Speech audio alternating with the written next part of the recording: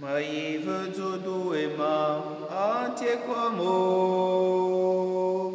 Azamba Wamo Ankokumo Wamo.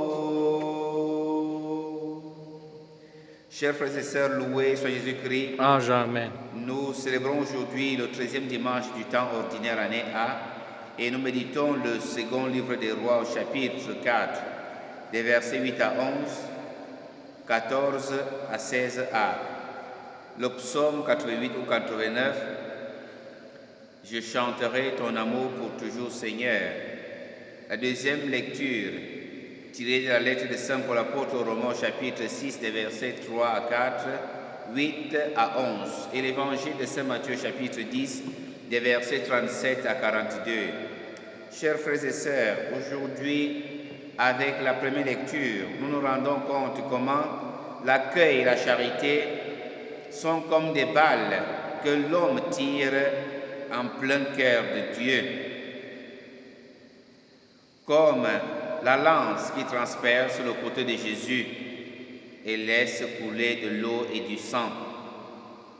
L'eau et le sang du salut. C'est de la même manière que l'accueil et la charité ouvrent le cœur de Dieu et une source de grâce infinie y coule.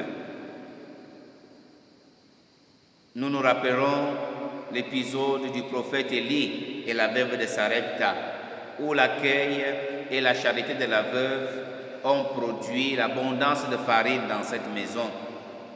C'est la même chose aujourd'hui avec la première lecture, où Élisée, entrant chez cette femme riche, où elle trouve accueil et l'accueil de qualité, Élie va demander à son serviteur, que devons-nous faire pour cette femme, pour son accueil et sa charité? Et la femme aura la promesse d'enfanter. Chers frères et sœurs, l'Évangile nous présente la dimension de la croix.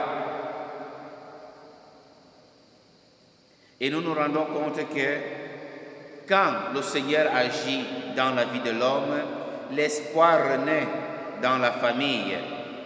Le mari était déjà âgé, l'enfant vient, la joie revient dans la famille, l'espoir renaît, le sourire vient et on chante l'amour du Seigneur sans fin. Ton amour, Seigneur, sans fin je chante, dit le psaume. Pourquoi? Parce qu'il a fait pour toi des merveilles. Parce qu'il a fait pour moi des merveilles, dit la Sainte Vierge Marie, dira également cette femme riche quand elle portera entre ses mains son bébé.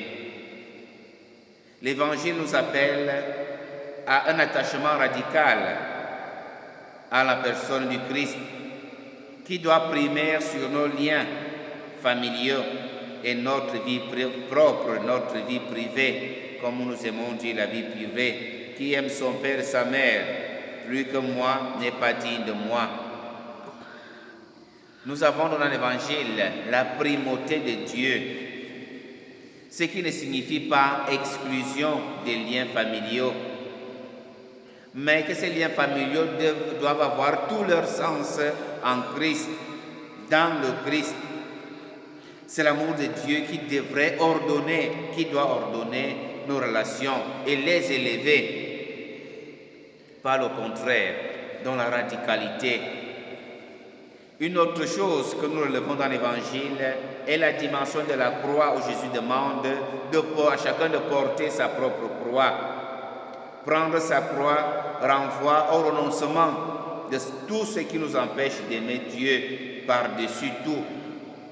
Donc parfois on est attaché à nos parents, on est attaché à notre mari, à notre femme, et il semble que ces amours-là soient plus forts ou au-dessus de l'amour que nous devons avoir pour Dieu. Cela nous demande de faire des choix exigeants qui nous permettent d'avoir une vraie liberté spirituelle.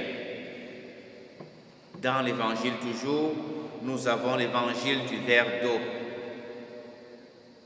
L'Évangile du verre d'eau nous pousse à poser des petits gestes d'accueil, comme la veuve de Sarepta, comme la riche femme de la première lecture. alors ces gestes, même les plus humbles, mais accomplis au nom de Jésus, qui leur donne une valeur inestimable aux yeux de Dieu le Père et d'où nous vienne la récompense. Demandons la grâce au Seigneur, chers frères et sœurs, d'être accueillants et charitables vis-à-vis de nos frères pour toucher le cœur même de Dieu. Loué soit Jésus-Christ. À jamais.